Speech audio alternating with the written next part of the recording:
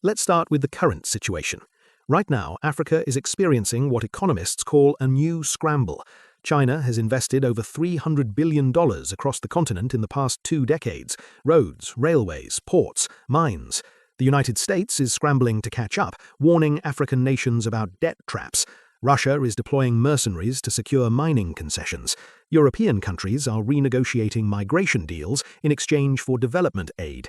Everyone wants something from Africa, and African nations, sitting on the resources the world needs for the green energy transition, are trying to leverage that position for the first time in history. But here's the pattern that should worry everyone involved. Every previous scramble for Africa has left the continent poorer, not richer, and the mechanism is remarkably consistent. To understand it, you have to go back to a single room in Berlin in 1884. Otto von Bismarck convened what became known as the Berlin Conference. 14 nations, 12 European powers plus the United States and the Ottoman Empire, gathered to divide up Africa among themselves. The conference lasted 3 months. Not a single African was present, and the document they produced, the General Act of the Berlin Conference, established rules for how European powers could claim African territory.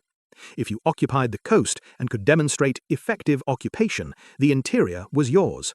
The borders they drew were almost comically arbitrary. 44% of Africa's borders are straight lines, geometric shapes that cut through ethnic groups, kingdoms, trade routes, and ecosystems. The Maasai were split between Kenya and Tanzania, the Iwe between Ghana and Togo, the Bakongo between Angola, Congo, and the Republic of Congo. These weren't accidents. The Europeans didn't know or care who lived where. They were drawing lines on maps to prevent war with each other. The Africans who lived there were, in the legal language of the time, merely part of the territory being claimed. But the borders were just the beginning.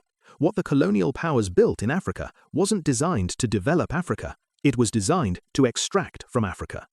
Look at a railway map of colonial Africa and you'll see the architecture of extraction. Every railway runs from the interior to the coast, from mine to port, from plantation to ship. Almost no railways connect African cities to each other. The infrastructure wasn't built for Africans to trade with Africans. It was built to move African resources to European factories. Subscribe for more. Also, our full video on this is now live, link in the description below.